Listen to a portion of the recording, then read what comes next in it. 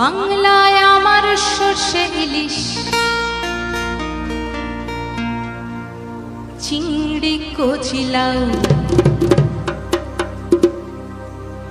বাংলা পার্শে মাছকে ধুয়ে জিরের বাটায় দাও। বাংলায় আমার সর্ষে ইলিশ, চিংড়ি কচি লাউ, বাংলা পার্শে